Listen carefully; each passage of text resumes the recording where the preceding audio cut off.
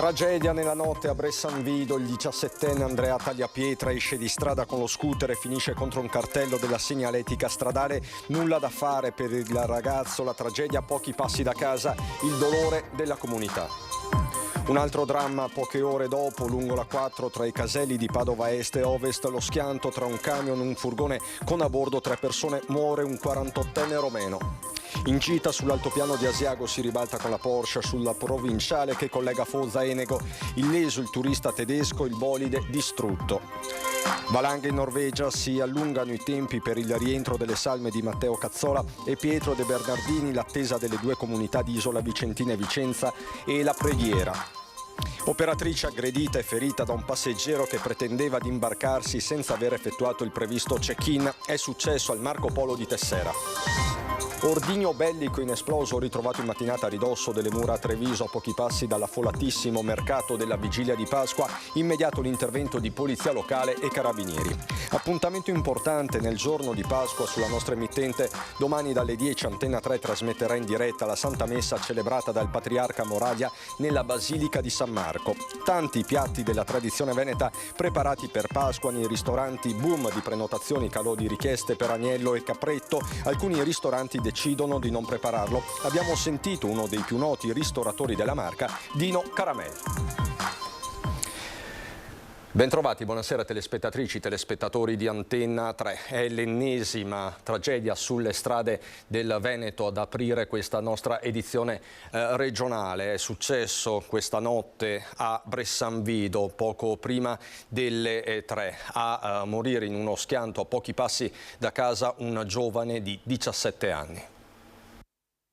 È una tragedia quella caduta ad Andrea, che getta nel dolore un'intera famiglia, Daniela la madre, Denis il padre e Lorenzo il fratello più piccolo, e getta nello sconforto tutta un'intera comunità, quella di Bressanvido, che si stringe attorno al dolore della famiglia per questa incommensurabile perdita. Un mazzo di fiori bianchi e un'intera comunità scossa dalla notizia della morte la scorsa notte di Andrea Tagliapietra, 17 anni appena compiuti da qualche giorno.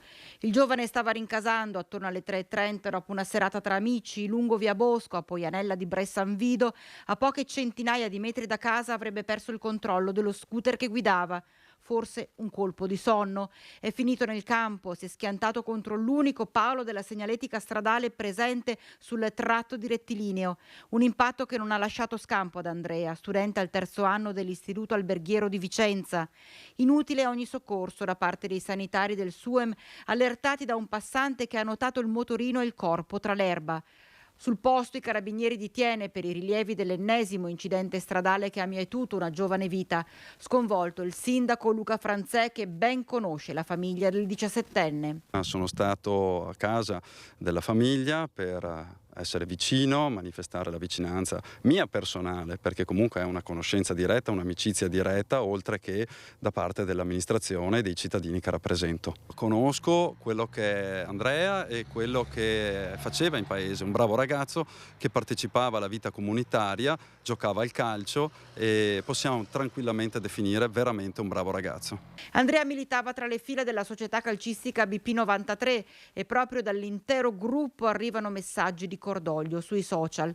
Il funerale di Andrea si terrà mercoledì prossimo, 12 aprile, nella chiesa di Poianella alle 10. Con la polizia locale ci siamo già mossi per garantire la doverosa sicurezza, perché sappiamo sarà una celebrazione molto partecipata. Esattamente un'ora dopo, sulla 4 tra Padova Ovest e Padova Est, un altro schianto. A perdere la vita un uomo di 48 anni. Quando sono arrivati sul posto lungo la 4 tra i caselli di Padova Est e Padova Ovest, i soccorritori si sono trovati di fronte a un furgoncino praticamente accartocciato sotto ad un mezzo pesante. La chiamata è arrivata intorno alle 4:15 del mattino. Un furgone ha tamponato violentemente un camion. A bordo c'erano 3 uomini di nazionalità rumena. A tradire il conducente forse un colpo di sonno. Non c'è stato nulla da fare per uno dei 3 passeggeri di 48 anni, è morto sul colpo. Gli altri 2 a bordo del furgone sono stati estratti a fatica dai pompieri, che hanno utilizzato utilizzato cesoie, divaricatori e martinetti idraulici. Sono stati portati con l'automedica all'ospedale di Padova. Uno dei due è in condizioni molto gravi. Illeso invece l'autista del mezzo pesante. Sul posto sono arrivati anche gli uomini della stradale, oltre agli ausiliari dell'autostrada. Le operazioni di soccorso dei vigili del fuoco sono terminate alle prime luci dell'alba. Sulla strada statale triestina a Portogruaro 2 incidenti, ferita in modo grave una bimba di 4 anni mentre con la mamma attraversava la strada lungo le strisce pedonali, un sedicenne in sella al suo scooter. Doppio grave incidente lungo via Trieste a Portogruaro. Nel primo si sono registrate ore di angoscia e forte apprensione per la famiglia della bimba di 4 anni del posto, travolta ieri sera da un'auto in corsa lungo la statale 14 Triestina, mentre attraversava la strada sulle strisce pedonali in compagnia della mamma. La bimba, immediatamente soccorsa da un infermiere di passaggio, è stata subito trasportata al pronto soccorso, dove con la TAC è stata sottoposta a numerosi esami di accertamento, insieme alla madre in evidente stato di shock. La bimba, sebbene ferita e con forti contusioni e lacerazioni, fortunatamente non sarebbe in pericolo di vita, per quanto molto dolorante e con problemi all'addome e agli arti inferiori. L'incidente poche ore prima di un altro sinistro e per il quale si teme per lo stato di salute di una gamba di un ragazzino di 16 anni che in sella al suo scooter è stato centrato da un'auto sempre lungo la Triestina, nei pressi di via Boito. Per i rilievi di entrambi gli incidenti intervenuta la polizia locale dell'Unione dei Comuni del Portogruarese. Paura e danni a Foggia, siamo sull'altopiano dove una Porsche è andata distrutta in un incidente, il conducente illeso. Attimi di paura sulla provinciale che collega Foggia con Enego, a poca distanza dall'abitato di Lazzaretti, dove una Porsche si è ribaltata dopo che il conducente aveva perso il controllo del mezzo. Sul posto sono accorsi i vigili del fuoco di Asiago che hanno messo in sicurezza la 911 4 GTS, mentre gli occupanti di nazionalità tedesca sono rimasti praticamente illesi. Forti disagi per il traffico durante le rimozioni del costoso veicolo che faceva parte di una comitiva di Porsche in zona per un raduno. Torniamo sulla valanga in Norvegia, si allungano i tempi per il rientro delle salme di Matteo Cazzola e Pietro De Bernardini, l'attesa delle due comunità di Isola Vicentina e Vicenza e la preghiera nei giorni di Pasqua dedicata alle due giovani vittime. C'è attesa per il rientro delle salme dei due alpinisti, Matteo Cazzola, ingegnere del capoluogo berico di 35 anni, e Pietro De Bernardini, 25 anni, di Isola Vicentina, deceduti a seguito della valanga in Norvegia che la scorsa settimana ha travolto il gruppo di vicentini. Rientrato e trasportato al San Bortolo anche la guida alpina, Andrea Basso, rimasto ferito, e rientrati i superstiti. Mentre per le salme si attende il nulla osta della magistratura norvegese che ha aperto un fascicolo sull'incidente. Tempi che si stanno allungando, complice anche il ponte pasquale. Intanto il ricordo e la commozione per i due giovani travolti e uccisi resta acceso.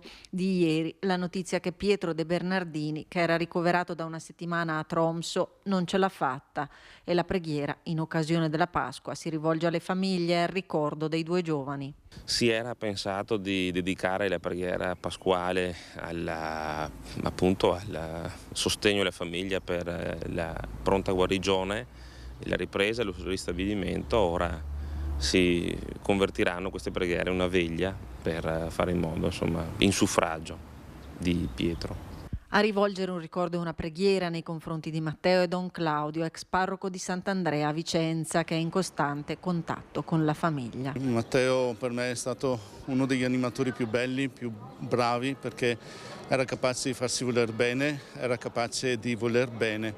Matteo è un ragazzo semplice e naturale, genuino, forse per questo tanti lo hanno apprezzato e ancora tanti lo ricordano in questo senso.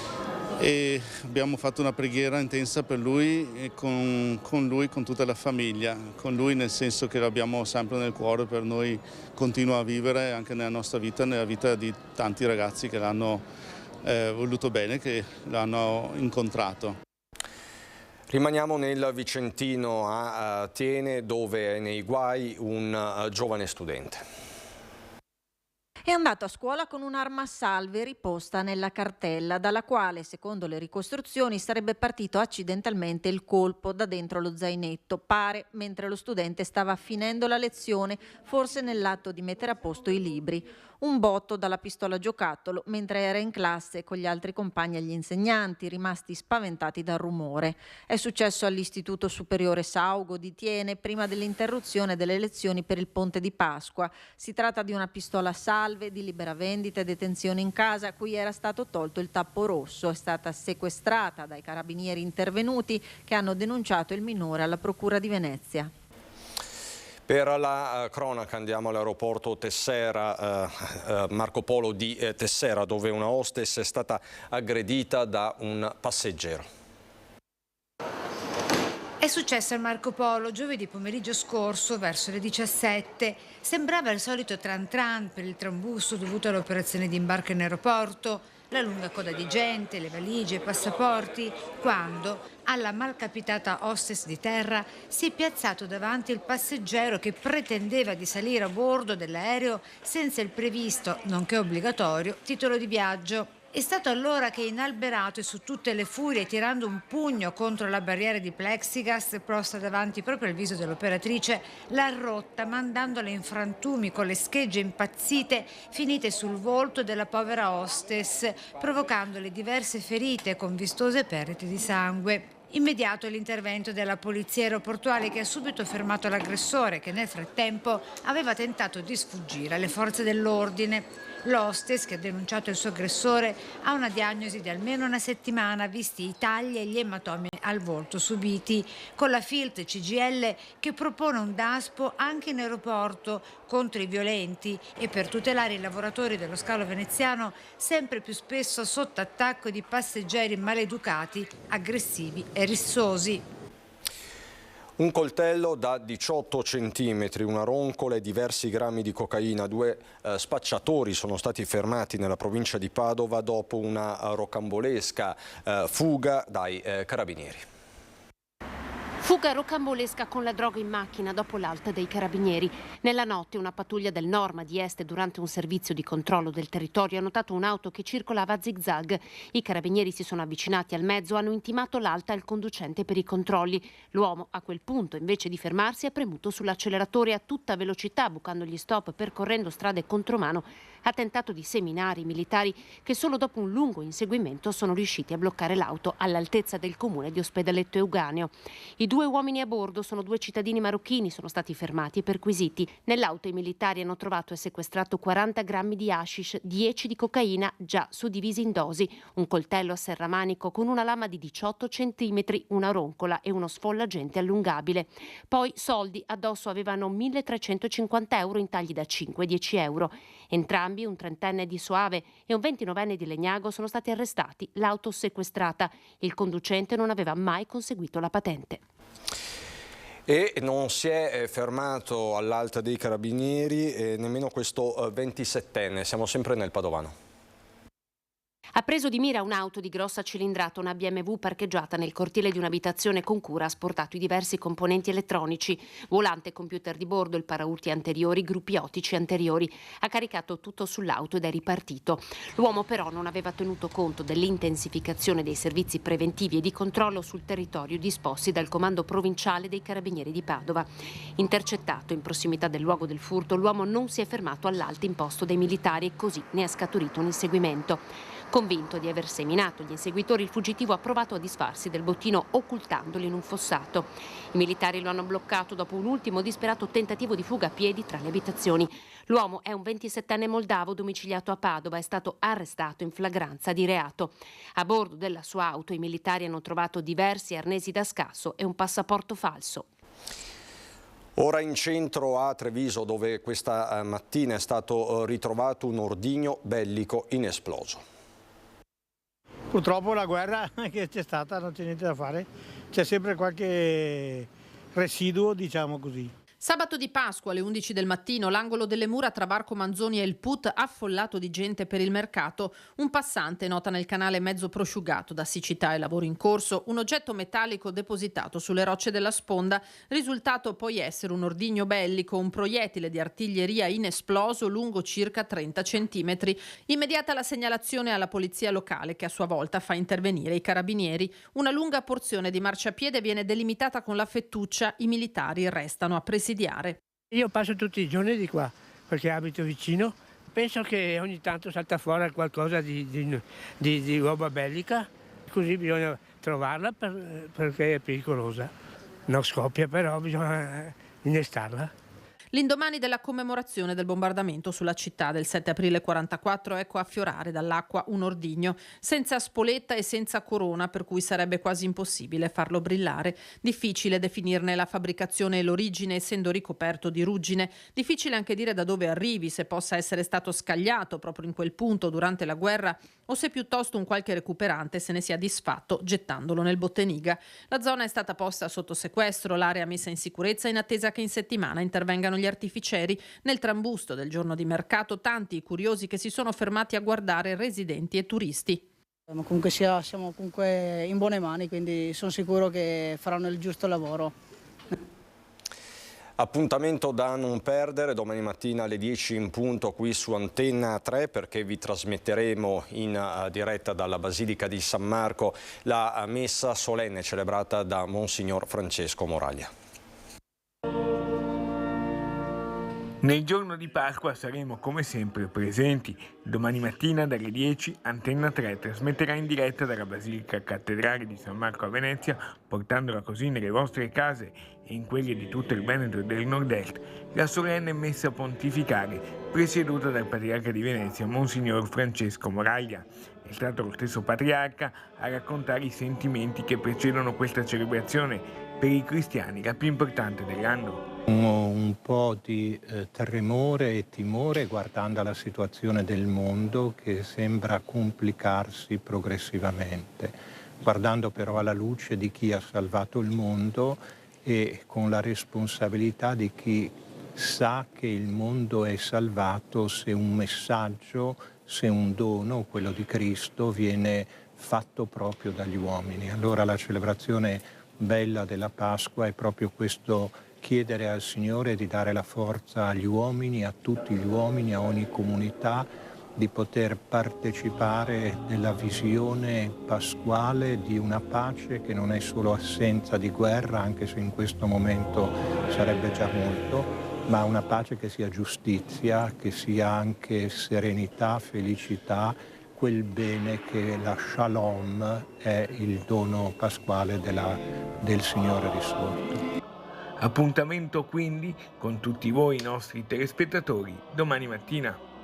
Se ce lo può dire un passaggio della sua omelia particolare? Il passaggio della mia omelia è proprio quello di dire che il cristiano e la comunità cristiana è segnata da una certezza che non è un ottimismo umano, ma che è la fede nel Signore risorto come realtà che ci sta dinanzi, ci precede, ma anche ci sostiene. Questo è il messaggio centrale della omelia di Pasqua, che si unisce poi anche a tante piccole riflessioni che riguardano la nostra Chiesa particolare, la Chiesa universale. Dal sacro al profano con i piatti della tradizione. Pasqua si avvicina, qual è il piatto tipico che in tavola non deve mancare? Prima di tutto non deve mancare la soppa coada. Per Dino Caramel, uno dei più noti ristoratori della Marca, il primo comandamento da rispettare è quello della sopa coada, il piatto più richiesto anche in occasione della Pasqua, quando le famiglie si riuniscono intorno alla tavola per gustare i piatti tipici della tradizione veneta, che spesso richiedono lunghe preparazioni e ingredienti di alta qualità. La richiesta non manca, prenotazioni a gonfie vele e quasi tutto esaurito in tanti ristoranti, nei menù i risotti ai bruscandoli o ai carletti. A Pasqua però avviene un dilemma che si ripete ogni anno: agnello sì, agnello no.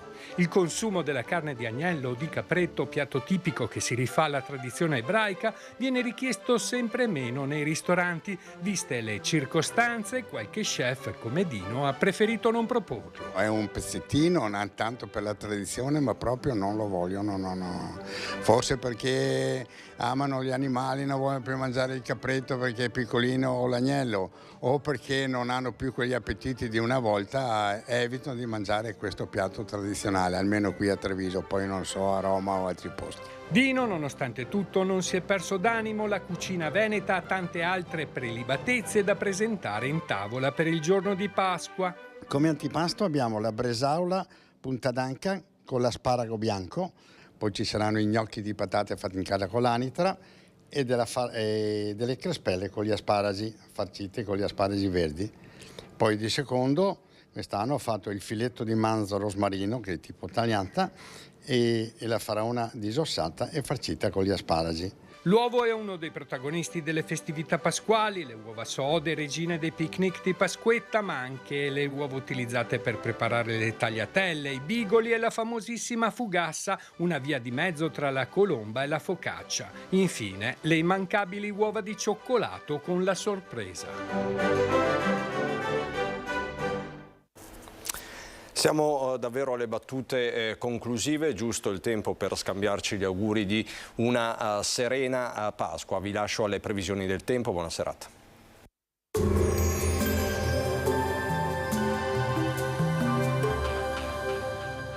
Cooperativa Agricola Volpago offre carne fresca di prima qualità. Ci trovi a Volpago del Montello, Pieve del Grappa, Tre Baseleghe e presso lo spaccio del contadino a Dolo e Massanzago. Bentrovati al meteo. L'atmosfera potrebbe risultare ancora instabile nella domenica di Pasqua con rischio di una locale variabilità. Vediamo insieme il dettaglio. Sul Veneto inizialmente in mattinata cielo coperto con occasionali piovaschi sparsi. A seguire più sole con maggiori rasserenamenti. Possibile ancora qualche pioggia sui monti e fin verso le pianure limitrofe. Temperature sostanzialmente stazionarie, minime tra 2 e 8 gradi, massime invece comprese tra i 12 e i 15 gradi all'incirca. Spostiamoci ora sul Friuli Venezia Giulia. Anche in questo caso avremo una nuvolosità variabile con possibili precipitazioni locali, specie sulla zona montana. Qualche rovescio pomeridiano anche in pianura. Altrove bel tempo. Temperature minime tra 1 e 9 gradi, massime sui 13-14 all'incirca. Infine diamo uno sguardo alla situazione del Trentino Alto Adige, dove avremo un'alternanza di sole e nubi e possibilità di alcuni deboli rovesci, specie sui settori meridionali della nostra regione.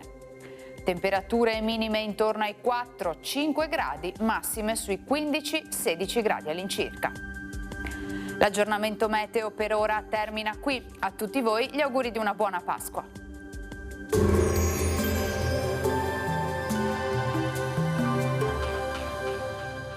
Cooperativa Agricola Volpago offre carne fresca di prima qualità. Ci trovi a Volpago del Montello, Pieve del Grappa, Tre Baseleghe e presso lo spaccio del contadino a Dolo e Massanzago.